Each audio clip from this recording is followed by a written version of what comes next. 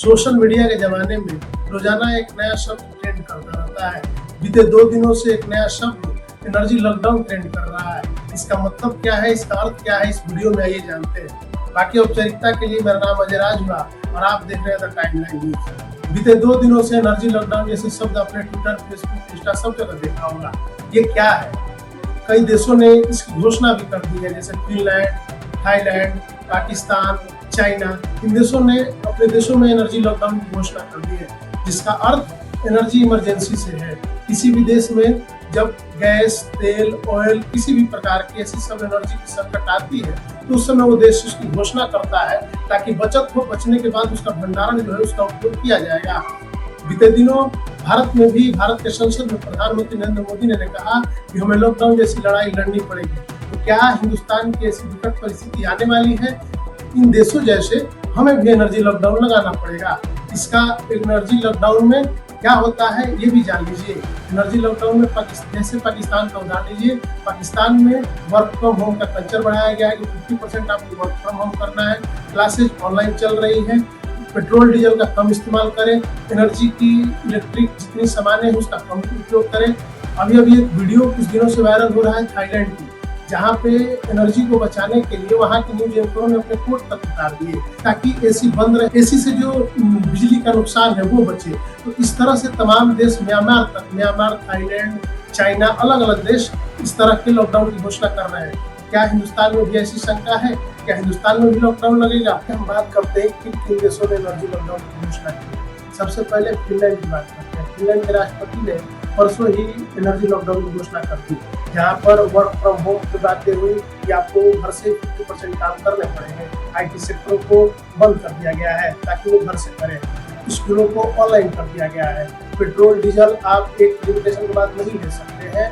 LPG का भंडारण आप नहीं कर सकते हैं। दूसरे देश की अगर बात करें तो हमारा बगल का देश पाकिस्तान की बात करते हैं। पाकिस्तान ने भी अपने सरकारी कर्मचारियों को छुट्टी पर भेज दिया है और सैलरी में भी कटौती की है।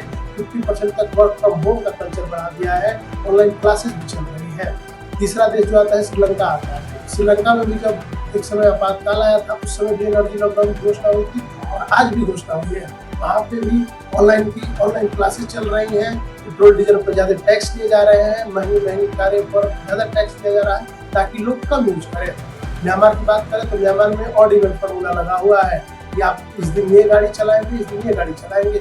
इस तरह से तमाम देशों ने अपने अपने देशों में धीरे धीरे जो इस जंग की आशा थी कि इस जंग के बाद क्या होने वाला है वो धीरे धीरे दिख रहा है। आपको पिछले वीडियो में शॉर्ट वीडियो में हमने बताया था ईरान में भी अर्थव्यवस्था चौपट है, वहाँ 1 करोड़ के नोट छापने पड़ रहे हैं। तो आप देख रहे हैं कि किस तरह से विभिन्न देशों पे इसके अलग अलग असर हो रहे हैं। तो हिंदुस्तान भी इससे अछूता नहीं होगा। भारत में भी आपको इसका असर दिख रहा होगा। भारत सरकार ने भी अलग अलग तरह की एडवाइजरी जारी की है।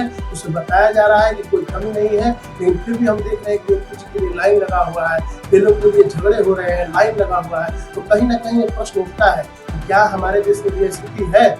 सरते सरकार ने ये बात बताया है कि हमें 21 देशों की जगह हम 43 देशों से हम एनर्जी का सोर्स ले रहे हैं, वहाँ से मंगा रहे हैं, अलग अलग देशों से मंगा रहे हैं। लेकिन फिर भी देश की आबादी है, उसके हिसाब से हमारे पास पेट्रोलियम, LPG उपलब्ध है कि नहीं, ये सवाल उठता है। इंडिया के संसद में देश के प्रधानमंत्री ने कहा कि लॉकडाउन जैसी लड़ाई लड़नी पड़ेगी। तो इसका अर्थ क्या है? इसके कई मायने निकाले जा रहे हैं। लेकिन बीते दिनों एक ट्विटर पे एक RTI वायरल हो रहा है। उस RTI में सवाल पूछने वाले ने पूछा था कि हमारे यहाँ कितने दिन का ऑयल LPG स्टॉक है। सरकार का RTI में जवाब था मात्र 9 दिन। अगर ऐसा है तो क्या स्थिति ऐसी आ सकती है? क्या हमें भी वर्क फ्रॉम होम की तरफ बढ़ना पड़ेगा? क्या हमें भी लॉकडाउन जैसी स्थिति को अपने देश में लागू करना पड़ेगा? तो आप इस खबर को किस तरह से देखते हैं? आप इसके बारे में क्या सोचते हैं? कमेंट बॉक्स में अपनी राय जरूर बताएं। बाकी न्यूज़ देखने के लिए, द टाइमलाइन न्यूज़ देखने के लिए बहुत बहुत धन्यवाद।